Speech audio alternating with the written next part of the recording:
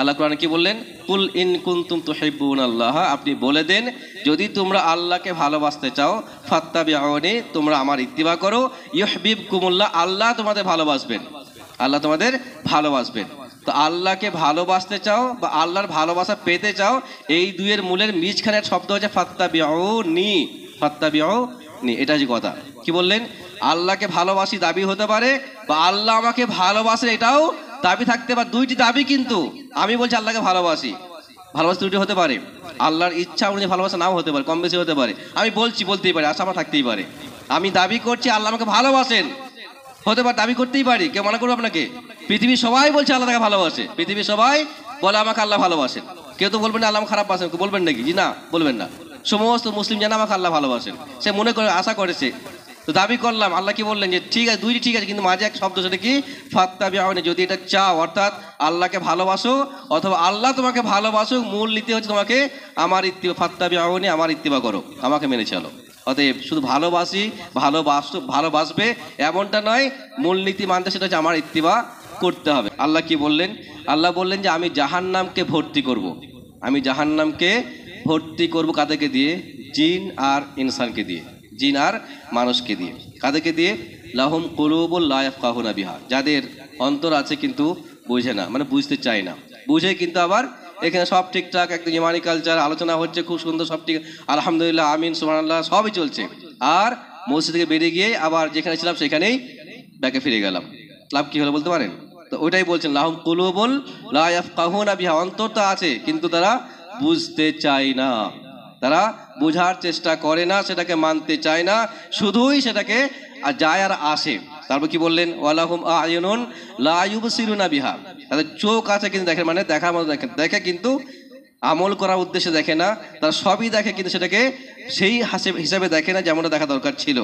ওয়ালাহুম আযানুন লা ইয়াসমাউনা বিহা, তাদের কান আছে কিন্তু তারা শোনে না, অর্থাৎ শোনে কিন্তু আমল করার জন্য নয়, টাইম পাস করার জন্য। ইন্নাল হামদালিল্লাহ নাহমাদুহু ওয়া নাস্তাঈনুহু ওয়া নাস্তাগফিরুহু ونعوذ بالله من شرور أنفسنا وسيئات أعمالنا من يهد الله فلا مضل له ومن يضلل فلا هادي له وأشهد أن لا إله إلا الله وحده لا شريك له وأشهد أن محمدا عبده ورسوله أما بعد فإن خير الحديث كتاب الله وخير الهدي هدي محمد صلى الله عليه وسلم وشر الأمور محدثاتها وكل محدثة بدعة وكل بدعة ضلالة وكل ضلالة في النار فقد قال الله تعالى في كلامه المجيد أعوذ بالله من الشيطان الرجيم قل إن كنتم تحبون الله فاتبعوني يحببكم الله ويغفر لكم ذنوبكم والله غفور رحيم وقد جاء في الحديث الصحيح عن أنس بن مالك رضي الله عنه قال ضحى النبي صلى الله عليه وسلم بكبشين أملحين أقرنين ذبحهما بيده وسمى وكبر ووضع رجله على سفاحهما رواه البخاري সমবেত মুসলিম ও মুসলিমা সমাজ, প্রশংসা হামদুসানা আল্লাহ রাব্বুল আলামিনের, যার সংক্ষিপ্ত প্রশংসায় আমরা বলি আলহামদুলিল্লাহ। তারপরে পরে শান্তি ধারা বর্ষণ হোক রাসূল আকরাম মুহাম্মদ সাল্লাল্লাহু আলাইহি ওয়াসাল্লামের উপর। আল্লাহুম্মা সাল্লি আলাইহি আল্লাহুম্মা বারিক আলাইহি। আমি আপনাদের সামনে সূরা আলে ইমরান 3 নম্বর সূরার 31 নম্বর আয়াত তিলাওয়াত করেছি, তার সাথে সাথে সহিহ বুখারীর 5245 নম্বর হাদিস পরিবেশন করেছি। এই দুইকে সামনে রেখে কিছু কথা আলোচনা করব ইনশাআল্লাহ। আজকের আলোচনার বিষয়টা একটু ভিন্ন রকম হতে পারে বা মনে হতে পারে আমাদেরকে, সেটা হচ্ছে মাইয়াতের পক্ষ থেকে কুরবানি করা, বা দ্বিতীয় কথা রাসূলুল্লাহ সাল্লাল্লাহু আলাইহি সাল্লামের পক্ষ থেকে কুরবানি করা, যেটা কুরবানির সময় এলে আমাদের কাছে কথাটা প্রায় প্রসঙ্গ উঠে আসে, প্রশ্ন হয়, জিজ্ঞাসাবাদ হয়, উত্তর হয়, বারবার প্রশ্ন হয়, বারবার উত্তর হয়। কখনো সন্তুষ্ট হয়, কখনো কেউ সন্তুষ্ট হতে পারেন না।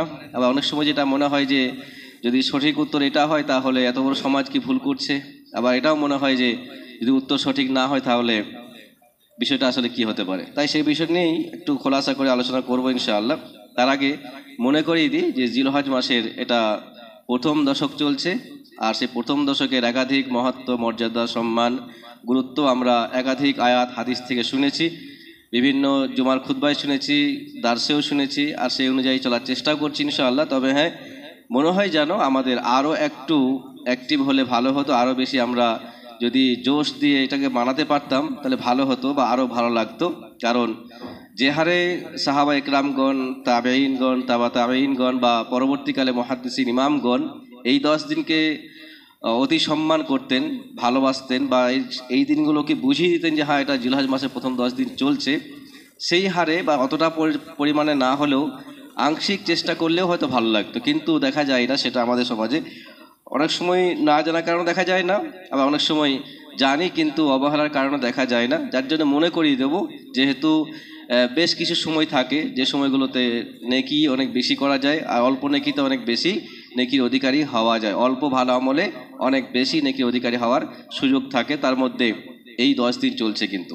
অতএব এই 10 দিনে কোনো দিক থেকে কোনো নেকির আমলকে আপনি অবহেলা করবেন না, এটাই যদি মুমিন হয় তাহলে আশা করতে পারি। ঠিক একইভাবে সুযোগ খুঁজতে হতে পারে যে নেকির ভালো কাজ কোনটা হতে পারে বা কোন ভালো কাজগুলো করলে নেকি হতে পারে, সেই খোঁজটাও আমাকে রাখতে হতে পারে। যেহেতু আমি চাই আমার নেকির খাতা বড় হোক, পাপের খাতা ছোট হোক। অটোমেটিক নেকির খাতা বড় হলে পাপের খাতা ছোট হবে, সত্যি কথা এটাই।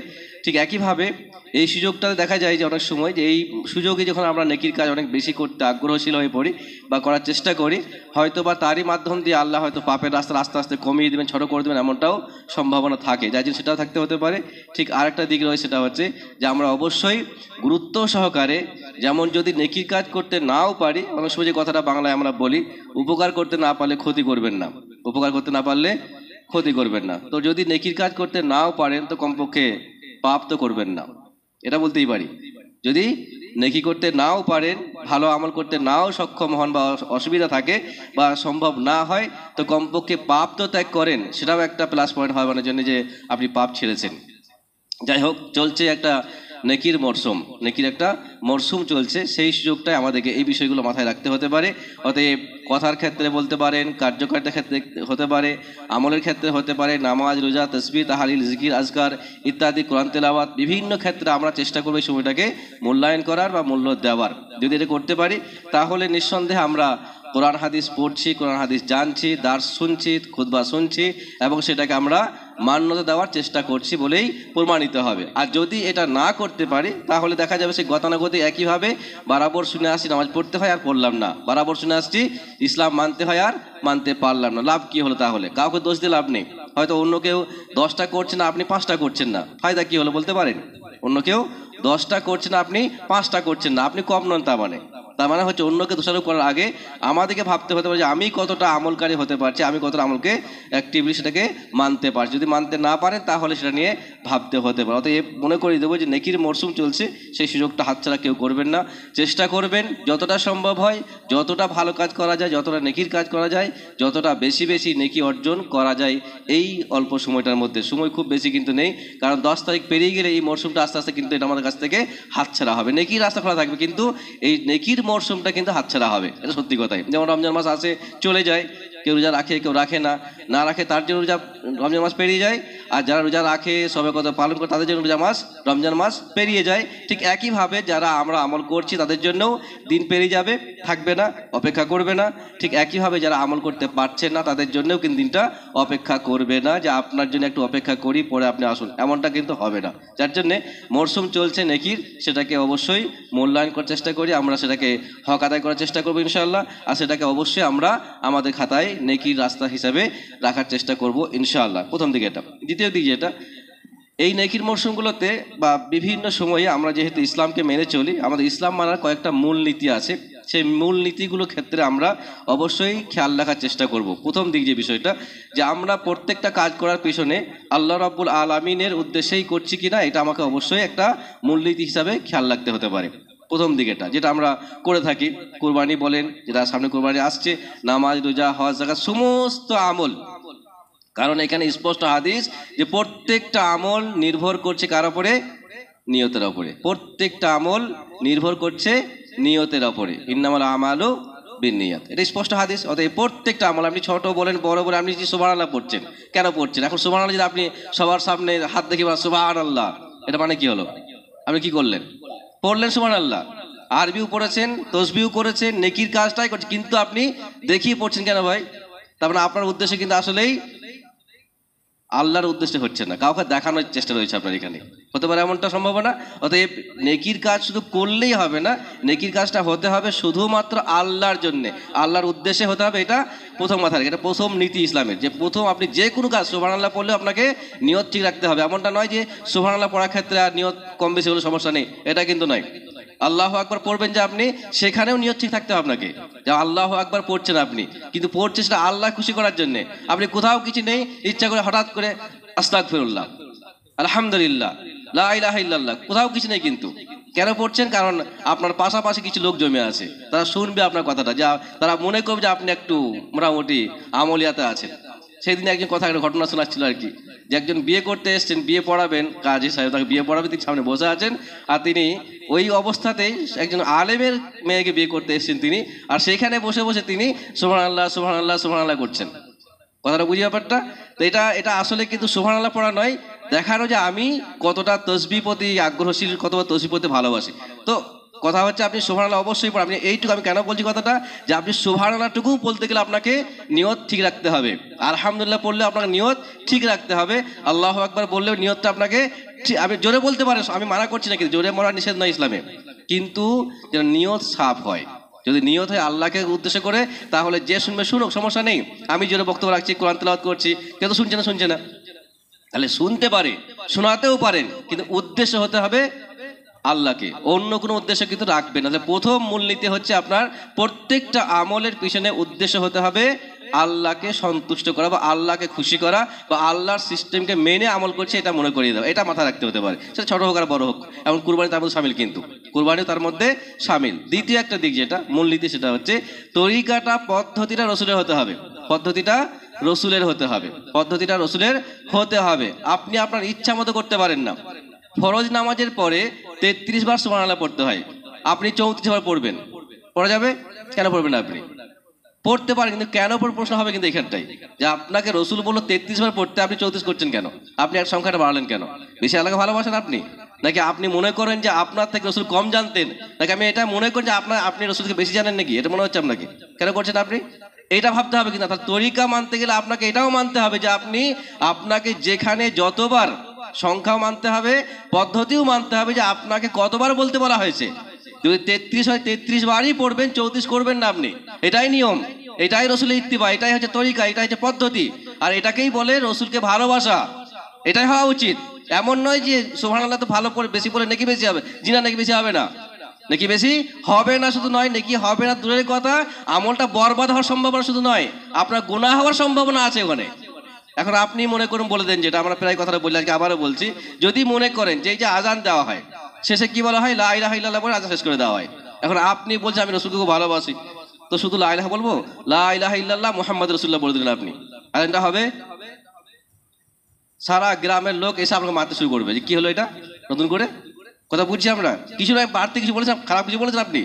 মুহাম্মদ রাসূলুল্লাহ কথা খারাপ? মুহাম্মদ আল্লাহ রসুল সাক্ষী দিচ্ছি না? তা আমি সাক্ষী দিচ্ছি, আমি স্বীকার করছি মুহাম্মদ আল্লাহ রসুল, ভালো কথা তো। তা আপনি আজানের শেষ মুহূর্তে গিয়ে লা ইলাহা ইল্লাল্লাহ পরে মুহাম্মদ রাসূলুল্লাহ কথা বলে দেবেন, দেখবেন কি অবস্থা হয় আপনার। কেন মানবেন না আপনি? সমস্যা কোথায় আছে? তো এই যে কথাটা, যে আপনি বাড়তি বলে, ভালো কথা মানে বাড়তি বলা যায়, এই নীতি ইসলাম শিক্ষা দেয় না। ভালো কথা মানে বেশি বলা যায়, এটা ইসলামের শিক্ষা ছিল না, আজও নেই কিন্তু। অতএব কাজটা ভালো, কাজে মানুষ উপকৃত হচ্ছেন, অনেক মানুষ করছেন, অতএব কাজটা করা যায়, জি না যায় না, ওটা হয় না। এটা ইসলামের নীতি নয়। ইসলামের নীতি হচ্ছে আপনি আল্লাহর উদ্দেশ্যে করবেন, ইসলামের নীতি হচ্ছে আপনি রসুলের তরিকা মেনে করবেন, তার পদ্ধতি মেনে করবেন, এটাই ইসলাম। আপনাকে বাড়তি করতে হবে না, আপনি কম করেন না, কিন্তু বাড়তিও করতে হবে না। ওই যে 3 সাহাবা কথা আমরা জানি তো নাকি? 3 সাহাবা আমার কাছে আসলেন, এসে জিজ্ঞাসা করলেন যে রসুলের আমল কেমন ছিল? তিনি বললেন, বিস্তারিত বর্ণনা করলেন তিনি।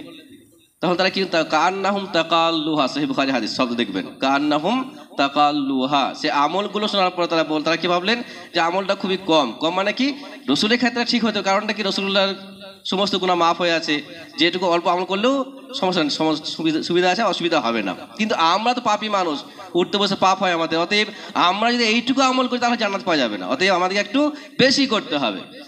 উদ্দেশ্য দেখুন, কিন্তু খারাপ হতে নিয়ত খুব ভালো, পরিষ্কার সাহাবাদের আমল আর সাহাবাদের নিয়তটা খুব পরিষ্কার, উদ্দেশ্য খুব পরিষ্কার। কি পরিষ্কার উদ্দেশ্য? যে আমরা একটু বেশি আমল করব। তারা আমলটা কম মনে করলে কি বললেন, একজন বলেন যে আমি জীবনে বিয়ে করব না, কারণ বিয়ে করে সমস্যা হতে পারে, আমলে ঘাটতি হতে পারে, অতএব বিয়েই করলাম না, আমলে ঘাটতি হবে না, প্রথম একজন ব্যক্তি। দ্বিতীয় একজন ব্যক্তি কি বললো, যে আমি সারা জীবন ইফতারি করবো না, রোজা করেই যাবো, টানা রোজা, মানে কোনোদিন রোজা করা বাদ দেবো না, সারা জীবন রোজা করবো। আরেকজন কি বললেন, যে আমি সারা রাত ধরে নামাজ পড়ে যাব। তিনজন তিনটে কথা বললো, তিনজনের উদ্দেশ্য কিন্তু ভালো, তিনজনের আমলটাও কিন্তু ভালো। রোজা রাখা ভালো কাজ, খারাপ কাজ নয়, কিন্তু রাতে নামাজ পড়া নিঃসন্দেহে ভালো কাজ। রসুল্লাহ কথাগুলো শুনলেন সাহিত্যে, বা পরবর্তী খবরটা পেলেন যে তিনজন সাহাবা এই মন্তব্য করেছেন আমার আমল শোনার পরে। তিনি কি বললেন, খুব ভালো বলেছো, করে যাও, সমস্যা নেই, আবেগ আছে, মোহাব্বত আছে, ভালোবাসা আছে, করে যাও, নাকি অনেক বেশি হবে, জান্নাত চলে যাবে, বললেন তিনি।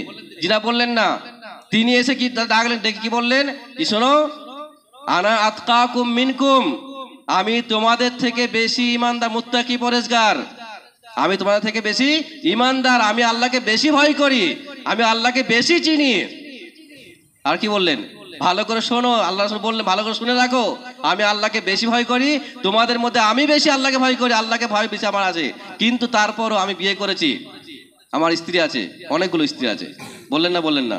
আর আমি রোজা করি, আবার ইফতারও করি, রোজা করি আবার ইফতারও করি, আবার এটাও শোনো, আমি রাতে নামাজও পড়ি, কিন্তু ঘুমায়ও, শুধু নামাজ পড়ি না।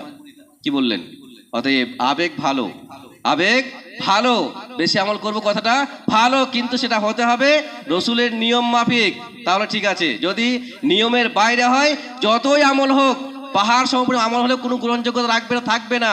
অতএব দ্বিতীয় নীতি হচ্ছে রসুলের তরিকা থাকতে হবে, রসুলের পদ্ধতি থাকতে হবে। ভালোবাসা দেখাও বললে হয় না, শুধু শুধু ভালোবাসলে জান্নাত যাওয়া যায় কি? জি না। ভালোবাসা একটা নমুনা হচ্ছে, এই কোরবানের সময় এলে আমি আয়াত ওই জন্য পড়েছি, কিন্তু আল্লাহ কোরআনে কি বললেন, কুল ইন কুনতুম তুহিব্বুনাল্লাহ, আপনি বলে দেন যদি তোমরা আল্লাহকে ভালোবাসতে চাও, ফাত্তাবিউনি, তোমরা আমার ইত্তিবা করো, ইউহিব্বুকুমুল্লাহ, আল্লাহ তোমাদের ভালোবাসবেন, আল্লাহ তোমাদের ভালোবাসবেন। তো আল্লাহকে ভালোবাসতে চাও বা আল্লাহর ভালোবাসা পেতে চাও, এই দুইয়ের মূলের মাঝখানে শব্দ হচ্ছে ফাত্তাবিউনি, ফাত্তাবিউনি, এটা যে কথা। কি বললেন, আল্লাহকে ভালোবাসি দাবি হতে পারে, বা আল্লাহ আমাকে ভালোবাসে এটাও দাবি থাকতে পারে, দুইটি দাবি। কিন্তু আমি বলছি আল্লাহকে ভালোবাসি, ভালোবাসা দুটি হতে পারে, আল্লাহর ইচ্ছা অনুযায়ী ভালোবাসা নাও হতে পারে, কম বেশি হতে পারে, আমি বলতেই পারি, আশা আমার থাকতেই পারে। আমি দাবি করছি আল্লাহ আমাকে ভালোবাসেন, হতে পারে, দাবি করতেই পারি, কেউ মনে করবো আপনাকে? পৃথিবীর সবাই বলছে আল্লাহ তাকে ভালোবাসে, পৃথিবীর সবাই বলে আমাকে আল্লাহ ভালোবাসেন, কেউ তো বলবেন না আল্লাহ খারাপ বাসেন, বলবেন নাকি? জি না, বলবেন না। সমস্ত মুসলিম জানে আমাকে আল্লাহ ভালোবাসেন, সে মনে করে, আশা করেছে, তো দাবি করলাম। আল্লাহ কি বললেন, যে ঠিক আছে, দুইটি ঠিক আছে, কিন্তু মাঝে এক শব্দ, সেটা কি, ফাত্তাবিউনি, যদি এটা চাও, অর্থাৎ আল্লাহকে ভালোবাসো অথবা আল্লাহ তোমাকে ভালোবাসো, মূল নীতি হচ্ছে তোমাকে আমার ইত্তিবা, ফাত্তাবিউনি, আমার ইত্তিবা করো, আমাকে মেনে চলো। অতএব শুধু ভালোবাসবে এমনটা নয়, মূলনীতি মানতে সেটা হচ্ছে আমার ইত্তিবা করতে হবে। এখন কথা আসে যে বিষয়টা, এই সময়টা এলেই কিছু ভালোবাসার আবেগ দেখানো যায়, আর সেই আবেগটা বাকি সময় দেখানোর চেষ্টা করা হয় না। একটা কথা স্পষ্ট করে নিই, যদি কোনো ব্যক্তি সমস্ত ইসলামের আমল করে, একেবারে A to Z, সবটাই সম্পূর্ণ, একটা বাদ দেয় না, সবটাই করে, আবার নিয়ম মাফিক করে, ইখলাসও ভালো, তার সব ঠিক আছে, কিন্তু সে রাসূলুল্লাহকে ভালোবাসেন না, আমলটা কি হবে? কি বলবেন? সব ঠিক আছে, নীতি আবার একটা বলছি, কিন্তু নীতি একটা হচ্ছে যে ভালোবাসা হতে হবে। অতএব শুধু আমল করলে হবে না, আমি নামাজ পড়ছি, আমি রোজাও করছি, কিন্তু আল্লাহর প্রতি ভালোবাসাও নেই, ইসলামের প্রতি ভালোবাসাও নেই, ভালোবাসার কোনো মূল্য নেই আমার কাছে নেই, রসুলকেও ভালোবাসি না, কিন্তু নামাজ পড়ি, রোজাও করি, কুরবানিও করছি, কিন্তু ভালোবাসা নেই, আমলটা হবে? আমলটা হবে না। কেউ বলবে না হ্যাঁ আমলটা হবে, সমস্ত মুসলিমরাই বলবে আমলটা বেকার। কারণটা কি? ভালোবাসাহীন আমলের কোনো মূল্য নেই, ভালোবাসাহীন আমলের কোনো মূল্য নেই। এটাই বাস্তব দিক, এটাই বাস্তব দিক। কারণ যদি কোনো ব্যক্তি আমল করে বিনা ভালোবেসে, শুধুই নিয়ম মেনে, শুধুই ইসলাম মেনে, আমলটা কবুল হবে না। আমলটা কবুল হবে না। যদি কেউ মনে করে, ভালোবাসার কথা বলি এখানটায়, যদি কেউ মনে করে আমি সবই করি, কিন্তু আমার একটা সন্দেহ আছে, সেটা কি হতে পারে যে খ্রিস্টানরাও জান্নাতে যাবে, হতে পারে হিন্দুরাও জান্নাতে যাবে, হতে পারে অমুসলিমরাও জান্নাতে যাবে, হতে পারে রসুলকে না মানলেও জান্নাতে যাবে, তার ইমান থাকবে, তার আমলটা কবুল হবে। এই যে ভালোবাসার ত্রুটি, এটা হচ্ছে ভালোবাসার ত্রুটি। আপনার মধ্যে একটু হলে ইমানের ঘাটতি আছে, এটা খেয়াল করতে হতে পারে। অতএব বিষয় যেটা হচ্ছে যে আমল যেমন করবেন ভালোবাসা থাকতে হবে, অতএব প্রত্যেকটা আমলের পিছনে ভালোবাসা থাকতে হবে। ঠিক যেমন এটা একটা ঠিক কথা, বিপরীত দিকের কথা আছে, কিন্তু বিপরীত দিকে হচ্ছে কি, শুধুই ভালোবাসা আপনাকে জান্নাতে নিয়ে যেতে পারবে না। কথাটা বুঝছি আমরা? যেমনটা সারা পৃথিবীর সমস্ত ইসলামিক আমল করেও ভালোবাসাহীন আমলটার কোনো মূল্য নেই, তেমন একইভাবে শুধুই ভালোবাসা, আমলহীন ভালোবাসা, আমল নেই, নামাজ নেই, জিকির নেই, রোজা নেই, কুরবানি নেই, ইবাদত নেই, আর আপনি ভালোবাসেন রসুলকে, জানা যাওয়া যাবে? জি না। আল্লাহকে ভালোবাসেন, জানা যাওয়া যাবে? জি না, এটাও যাবে না। অতএব আমলহীন ভালোবাসার কোনো মূল্য নেই, এটাও মাথায় রাখি আমরা। আমলহীন ভালোবাসার কোনো মূল্য নেই, দেখাবা ভালোবাসার কোনো মূল্য নেই, ইসলামে ছিলও না, আজও নেই। শুধুই ভালোবাসি মুখে দাবি করে গেলাম, জি না। আপনাকে বলতে হবে না মুখে সারা জীবন। যদি আপনি সারা জীবন এক মুখে কথা নাও বলেন আল্লাহকে ভালোবাসি, নাও বলেন, তাও সমস্যা নেই, কিন্তু আপনাকে ভালোবাসা রাখতে হবে, থাকতে হবে ভালোবাসা আপনার মধ্যে, এটা বাস্তব দিক। অতএব একটা কথা খেয়াল করি আমরা, যে কোরবানির সময় আসে আর আমাদের এই ভালোবাসা একটু উথলে পড়ে, একটু বেশি ভালোবাসা আমাদের কাছ থেকে বেরিয়ে আসে, আর তারই একটা বহিঃপ্রকাশ হচ্ছে রসুলের নামে কোরবানি করা, রসুলের নামে কোরবানি করা। এখন কথা হচ্ছে কেন করছি সেটা প্রশ্ন পড়ে আসবে। তার আগে প্রথম দিকটা আসি যে মাইয়াতের পক্ষ থেকে কোরবানি করা যাবে কিনা, মাইয়াতের পক্ষ থেকে কোরবানি করা যাবে কিনা। এখানে আর একটা প্রসঙ্গ আবার নতুন ঢুকবে, সেটা হচ্ছে এটাই যে রসুল তো মৃত্যু নয়, ইয়ার একটা কথা আবার নতুন করে ঢুকানো আছে এখানে, ওটা পরে কথা হবে। তারপরে বলে দিই যে মাইয়াতের পক্ষ থেকে কোরবানি করা যায় কি না। যদি আপনি হাদিসগুলো পড়ে দেখেন, ফতো আমি দিচ্ছি না, কিন্তু আমি হাদিস নিয়ে কথা বলছি, আমি সেটা নিয়ে কথা বলবো ইনশাআল্লাহ। কোনো কোরআনের স্পষ্ট আয়াত নেই যে আয়াত বলছে যে মৃত্যু ব্যক্তির পক্ষ থেকে কোরবানি করার অনুমতি আছে। আয়াতের কথা বললাম, কোনো স্পষ্ট হাদিসও নেই যে হাদিস বলছে, যেটা সহিহ হাদিস, প্রমাণিত হাদিস, আর সেই হাদিসটা বলছে যে মাইয়াতের পক্ষ থেকে কোরবানি করা যায়, এরকম কোনো স্পষ্ট হাদিসও নেই। দুটো বিষয় এখানে আছে, আমাদের এটা বুঝতে এটা ভুল হয় এখানটায়। কোনো একজন ব্যক্তি মৃত্যুর আগে সে তার ছেলেদেরকে বা পরিবারকে বলে গেল যে আমি মারা গেলে আমার পক্ষ থেকে এবছরে বা প্রতি বছরে একটা কোরবানির ভাগ দিও বা একটা কোরবানি করো, এটা ভিন্ন বিষয়, এটা আলাদা, কিন্তু এটা ওসিয়ত, এটাকে বলা হয় ওসিয়ত করে যাওয়া বা আবেদন করে যাওয়া, কিছু কাউকে ওসিয়ত করে বলে যাওয়া, এটা ভিন্ন বিষয়, এটা কিন্তু এক নয়, এটা অন্য দিক। এখানে কথা হচ্ছে কিছুই বলে গেল না, সে মারা গেল, যেমন মারা যায় আর কি, মারা প্রত্যেক মানুষের মতো মারা গেল, বা তারপর থেকে শুরু হয়ে গেল প্রত্যেকটা মাইয়াতের নাম করে কোরবানি করা। অনুমতি আছে ইসলামে? কোনো স্পষ্ট হাদিস আপনি দেখাতে পারবেন না যে এরকম কোনো হাদিস আছে যে রাসূলুল্লাহ করেছেন বা সাহাবারা করেছেন, তাবেঈরা করেছেন, জি না। যে হাদিসটা এখানে পেশ করা হয় সেটা নিয়ে একটা কথা আমি বলবো ইনশাআল্লাহ। হাদিসটা কি পেশ করা হয় এখানটায়? হানাস তিনি বলছেন, আর আলিয়িন আন্নাহু কানা ইউজাহিবু কাবশাইনি আহাদুহুমা আনিন নবী সাল্লাল্লাহু আলাইহি ওয়াসাল্লাম ওয়াল আখারু আন নাফসিহি। হানাস একজন কিবারে তাবেঈর মধ্যে, সিগার তাবেঈর মধ্যে পড়েন। তিনি বলছেন যে আলী রাদিয়াল্লাহু তাআলা আনহু তিনি কুরবানি করছিলেন দুটি দুম্বা, একটা রাসূলুল্লাহর পক্ষ থেকে আর একটা নিজের পক্ষ থেকে। এটা হচ্ছে হাদিস। আর তারপরে কি বললেন? ফাকিল আলাহু, তাকে বলা হলো এটা কি, মা হাজা, এটা কি হলো, আপনি কি করলেন এটা, মানে আপনি একটা কোরবানি করছেন আপনার পক্ষ থেকে, একটা করছেন রাসূলের পক্ষ থেকে, এটা কি করলেন এটা? তখন তিনি বলছেন আমারানি বিহি ইয়ানি আন নবী সাল্লাল্লাহু আলাইহি ওয়াসাল্লাম ফালা আদাউহু আবাদান, এটা আমাকে আল্লাহ রাসূল আদেশ করেছিলেন আর এটা আমি কখনোই ছাড়বো না। এটা হচ্ছে হাদিসের শাব্দিক অর্থ বললাম। এখন কথা হচ্ছে যদি কোনো বিষয়ে আল্লাহ রাসূল আদেশ করে যান বা বলে যান, সেটাকে ছাড়তে পারে? পার্সোনাল হতে পারে, ব্যক্তিগত হতে পারে, সার্বিক পর্যায়ে হতে পারে, সবাইকে হতে পারে। তো যদি কখনো কোনো বিষয়ের ওপরে কাউকে কেউ কিছু বলে যায়, বিশেষ করে রাসূলুল্লাহ কাউকে বলে যান, আর সেটা ত্যাগ করার কোনো অনুমতি আছে কি? যদি হাদিসটা আমি সহি ধরে নিই, যদি হাদিসটা নিয়ে ওলামাদের লম্বা একটা বিতর্ক আছে, সহি কিনা জয়ীফ, বিতর্কিত হাদিস, মানে কেউ জয়ীফ বলছেন, কেউ সহি বলছেন, বেশিরভাগ মত হাদিসটা সহি নয়। তারপরে যদি ধরেও উনি হাদিসটা সহি বা গ্রহণযোগ্য হাদিস, তাহলে কথা হচ্ছে এখানটায় যে আমাকে রাসূলুল্লাহ বলে গেছেন, তো আলীকে বলে গেছেন, তিনি কুরবানি করছেন, ভিন্ন বিষয়। বলতেই পারেন, আর বলতে কি করতেই পারেন, কারণ বলা বিষয় এটা, মানে ওসিয়ত করে যে এক প্রকারের। অন্য হাদিসে কি রয়েছেন তিনি বলছেন যে আউসানি আন উযাহিয়া আনহু, আমাকে ওসিয়ত করা হয়েছে আমি যেন তার পক্ষ থেকে কুরবানি করি। এই হাদিসের কি অবস্থা কি, মানে জয়ীফ হাদিস এক প্রকারের। তারপরে বলি যদি হাদিস সহিহ হয় তাহলে মানে হচ্ছে এইখানটা আমাকে বলে যাওয়া হচ্ছে। তাহলে আলী যদি করছেন, হাদিস যদি সহিহ হয়, যদি প্রমাণিত হয়, তাহলে মানে হবে এটা, যদি বলে গিয়ে থাকে তাহলে ভিন্ন বিষয়। তাহলে এখানে আল্লাহ রসুল তাকে বলে যাচ্ছেন, ওসিয়ত করে যাচ্ছেন, তাই তিনি তার পক্ষ থেকে একটা কুরবানি করছেন, এটা একটা মান্যতা থাকতে পারে। বাকি থাকলে যে বিষয়টা আপনার কে বললো, আপনি যে প্রত্যেকটা গরুর একটা অংশ একটা ভাগে আপনি 7 নম্বর নামটা রাখছেন রসুলের পক্ষ থেকে, আপনাকে বললো বলতে পারেন? আপনাকে ওসিয়তটা কে করে গেল? আপনাকে রসুল্লাহ কি আবার ওহিতে ইলহাম করে গেল, কানে কানে আপনাকে বলে গেল নাকি যে বাবু আমার জন্য একটা কুরবানি করো, আমার নাকি দরকার আছে? কি বলবেন আপনি, কেন করছেন?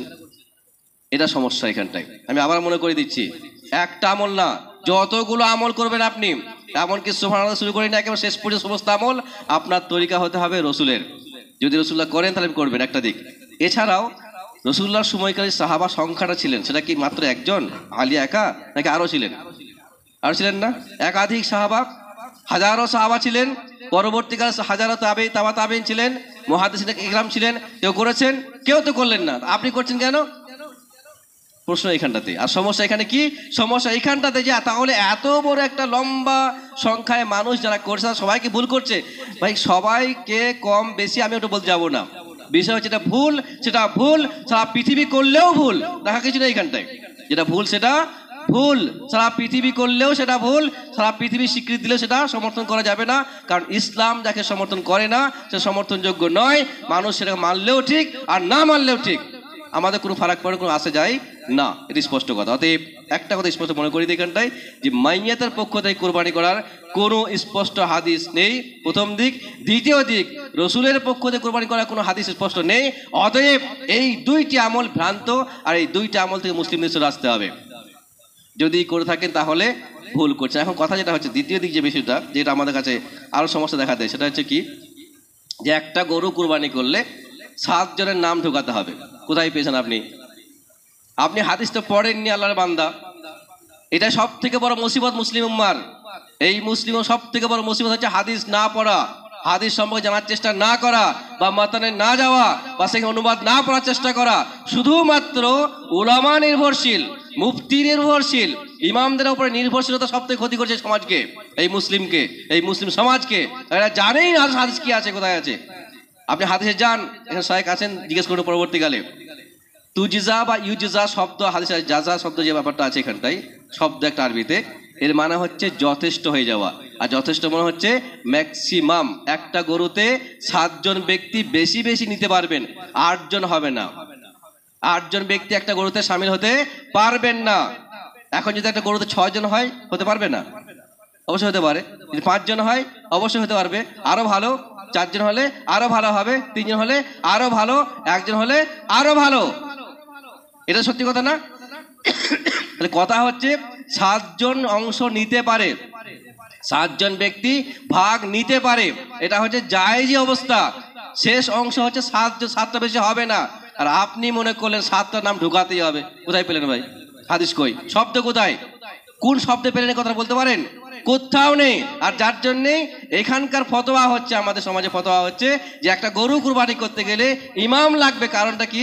ওই 7 জনের নাম উল্লেখ করতে হবে, তাদের নামে কুরবানি করতে হবে, তাদের নামে দোয়া পড়তে হবে।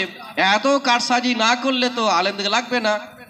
অতএব আলেমদেরকে লাগাতেই হবে, আর আলেমদেরকে লাগাতেই হলে একটা পয়সা আপনাকে দিতে হবে।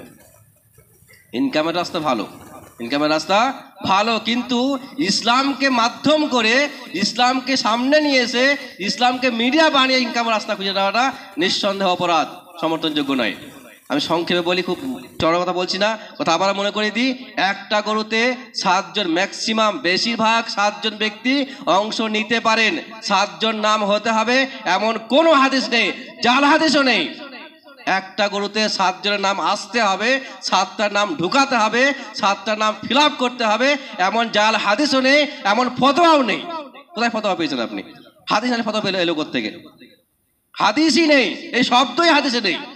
এই শব্দ হাদিসে পাওয়া যায় না, তারপর কি চলছে আমল। আর এই জন্য দেখা যাবে যে আমার ঘরে 6টা মেম্বার, 7টা আসবে করতে, তাহলে চলো রসুল নাম ঢুকিয়ে দাও ওখানটাতে। ওই 7 নম্বর ব্যক্তিকে ঢুকছে ওখানে, তাহলে আমার 5-6 জন ব্যক্তিকে ঠিকঠাক করতে গিয়ে আর একটা নাম রসুলের নাম ঢুকিয়ে দাও, 7 জন হয়ে যাবে, আমার গরুটা সাকসেসফুল হয়ে যাবে। কি নীতি বুঝতে পারছেন ব্যাপারটা? এক তো পুরো ঘটনাকে নিজে আপনি করছেন, বানাচ্ছেন একটা ফতোয়া বানাচ্ছি একটা, সেই ফতোয়া ঠিক করতে গিয়ে আপনি আমার রসুল নামকেও ঢোকাচ্ছেন ভালোবাসার নাম দিয়ে।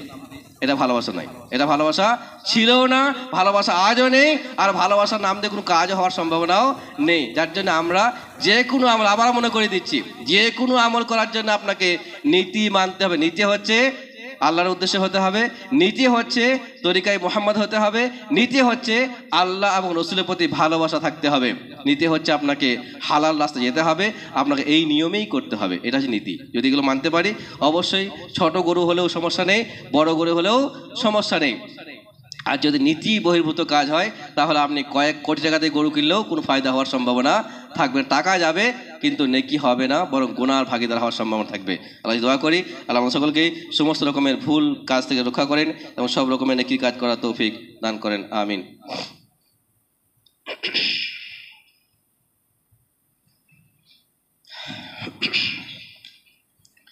ইন্নাল হামদুলিল্লাহি ওয়াহদা ওয়াসসালাতু ওয়াসসালামু আলা মান লা নাবিয়্যা বা'দা ওয়া বা'দ। فقد قال الله تعالى في كلامه أعوذ بالله من الشيطان الرجيم ولقد زرعنا لجهنم كثيرا من الجن والإنس لهم قلوب لا يفقهون بها ولهم أعين لا يبصرون بها ولهم آذان لا يسمعون بها أولئك كالأنعام بل هم أضل وأولئك هم الغافلون। সূরা আরাফের এই আয়াতটিতে যে কথাগুলো বলা হয়েছে শুধু মানে করে আমি বেরিয়ে যাব। আমরা অনেক সময় বেশ কিছু কথা, বক্তব্য, আলোচনা, খুতবা শুনি, সেই কথাগুলোকে আমাদের আমলে পরিণত না করে শুধুমাত্র শোনার উপরে নির্ভর করে সেটাকে আমরা ছেড়ে দিই। অনেক সময় মনে হয় যে হ্যাঁ একটু জ্ঞান হলো, আমার একটু জানতে পারলাম, একটু জ্ঞান বৃদ্ধি হলো। এই শুধু জ্ঞান বৃদ্ধি করার জন্যে কিন্তু বক্তব্য রাখা হয় না, শুধু জ্ঞানের বৃদ্ধি হওয়ার জন্যেই খুতবা রাখা হয় না। খুতবা রাখা হয় জ্ঞানও বাড়বে আপনার, আমলটাও করবেন আপনি, মানুষকেও সেইভাবে কথা চালাবার চেষ্টা করবেন আপনি, ঠিক একইভাবে আপনি আপনার পরিবারকেও সেভাবে নিয়ে যাওয়ার চেষ্টা করবেন, এই জন্যে বলা হয়ে থাকে। অর্থাৎ এইটা মাথা রাখতে হতে পারে। আল্লাহ কি বললেন? আল্লাহ বললেন যে আমি জাহান্নামকে ভর্তি করব। আমি জাহান্নামকে ভর্তি করব কাদেরকে দিয়ে? জিন আর ইনসানকে দিয়ে, জিন আর মানুষকে দিয়ে। কাদেরকে দিয়ে? লাহুম কুলুবুল লা ইয়াফকাহুনা বিহা, যাদের অন্তর আছে কিন্তু বুঝে না, মানে বুঝতে চায় না, বুঝে কিন্তু আবার এখানে সব ঠিকঠাক, একদম ইমানি কালচার আলোচনা হচ্ছে, খুব সুন্দর, সব ঠিক, আলহামদুলিল্লাহ, আমিন, সুবহানাল্লাহ, সবই চলছে। আর মসজিদ থেকে বেরিয়ে গিয়ে আবার যেখানে ছিলাম সেখানেই ব্যাকে ফিরে গেলাম, লাভ কি হলো বলতে পারেন? তো ওইটাই বলছেন লাহুম কুলুবুল লা ইয়াফকাহুনা বিহা, অন্তর তো আছে কিন্তু তারা বুঝতে চায় না, তারা বোঝার চেষ্টা করে না, সেটাকে মানতে চায় না, শুধুই সেটাকে যায় আর আসে। তারপর কি বললেন? ওয়ালাহুম আ'য়ুনুন লা ইউবসিরুনা বিহা, তাদের চোখ আছে কিন্তু দেখে, মানে দেখার মতো দেখে, দেখে কিন্তু আমল করার উদ্দেশ্যে দেখে না, তারা সবই দেখে কিন্তু সেটাকে সেই হিসাবে দেখে না যেমনটা দেখা দরকার ছিল। ওয়ালাহুম আযানুন লা ইয়াসমাউনা বিহা, তাদের কান আছে কিন্তু তারা শোনে না, অর্থাৎ শোনে কিন্তু আমল করার জন্য নয়, টাইম পাস করার জন্য, কিন্তু সেটা বাস্তবে রূপ দেওয়ার চেষ্টা করে। যদি এমনটা হয় তাহলে আপনি অপেক্ষা করতে পারেন যে আপনাকে আল্লাহ বলছেন যে কিয়ামতের দিনে জান্নাত জাহান্নামকে ভরা হবে মানুষ আর ইনসান দিয়ে। যদি শোনা হয়, আমল করা হয়, মানা হয়, তবেই সেটা কার্যকরিতা রাখবে, তবেই সে আমলটা আপনাকে জান্নাত নিয়ে যেতে পারবে, তবেই সে আমল আপনাকে জাহান্নাম থেকে মুক্তি দিতে পারবে। আর কি বললেন?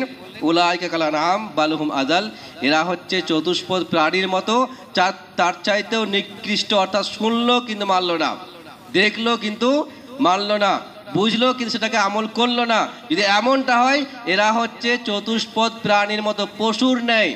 আমি কিন্তু বলছি না, আল্লাহ বলছেন।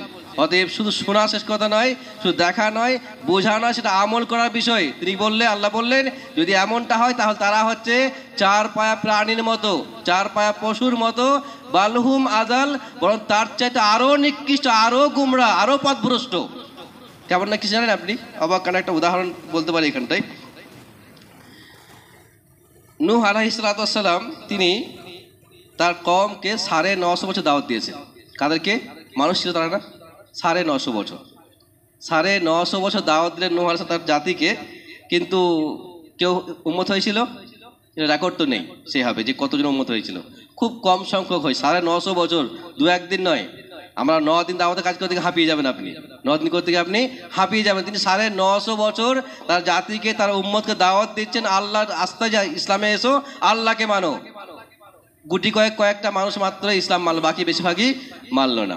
কিন্তু বিপরীত দিকে দেখেন, যখন প্লাবন হওয়ার সম্ভাবনা এলো, খবর এলো উপর থেকে যে হ্যাঁ এবারে প্লাবন হবে বা বন্যা হবে, তখন তিনি কি করলেন? আল্লাহ বলছেন কোরআনে বলতে, ওয়াকাল আর কাবু ফিহা বিসমিল্লাহি মাজরিহা। তখন তিনি আল্লাহর কাছ থেকে ওহী এলো যে তুমি বলো, বাকি প্রাণীদিকেও বল, তারা যেন তোমার জাহাজে নৌকায় চেপে যায় বা জাহাজে চেপে উঠে বসে, আমার প্লাবন নেমে আসছে, শাস্তি নেমে আসছে। তো তিনি ডাক দিলেন পশুদেরকে, কতবার? 950 বছর না একবার? এটাই হচ্ছে বাস্তব দিক। 950 বছর যে মানুষ যার দাওয়াত কবুল করতে পারলো না, সেখানে মাত্র একবার ডাক দিল নূহ আলাইহিস সালাম, চলো নৌকায় উঠে পড়ো, বন্যা হবে। পশুরা নৌকায় উঠে পড়লো, একবার ডাক। আর এটাই আল্লাহ বললেন, উলাইকা কাল আনআম বাল হুম আযাল, এরা হচ্ছে পশু চাইতে নিকৃষ্ট। মানে এদেরকে 950 বছর থেকে ফায়দা হলো না, কিন্তু এখানে একবার ডেকেই নৌকায় চেপে বললো। তারা বুঝলো ভুলটা হচ্ছে কোথায়, বাকি সমস্যা কি হতে পারে। এরা পশু হলেও আল্লাহকে চিনে, পশু হলেও আল্লাহর বাণীকে বোঝে, পশু হলেও আল্লাহ রসুলকে চিনতো। কিন্তু আমরা মানুষ এতটাই হতভাগ্য আমরা, যে এত কোরআনের আয়াত, এত হাদিস, এত দার্স, এত তাদরিস, এত তালিম, এত খুতবা, এত আলোচনা, তারপরও যেখানকার সেখানেই ফজরের মুসল্লি সেই 8-10টায় বাড়লো না। আর ফজরের মুসল্লি সে 8-10 থেকে আর 12টা হলো না। বাকি সময়ে জুমাতে মসজিদ ভরে গেলেও বাকি ওয়াক্তে মসজিদ এক কাতার পূর্ণ হলো না। আপনি কি বলবেন? অতএব যদি মনে হয় যে না আমরা মানুষ আর আমাদের মনুষ্যত্বের পরিচয় দেওয়া দরকার আছে, তাহলে অবশ্যই বিষয়টা খেয়াল করতে হতে পারে। আল্লাহ দোয়া করি, আল্লাহ সকলকে আল্লাহ আমাদের রসুলের প্রত্যেকটা বাণীকে সঠিক বোঝার তৌফিক দিন, সব রকম ভুল থেকে আমাদের রক্ষা করেন, এবং সব রকমের সঠিক বাণীগুলো জানার, মানার এবং মানুষকে বলার তৌফিক দান করুন। আমিন। আকুলু কাউলি হাযা ওয়া আস্তাগফিরুল্লাহ লি ওয়া লাকুম ওয়া লিসাইরিল মুসলিমিন। আমিন। আসসালামু আলাইকুম।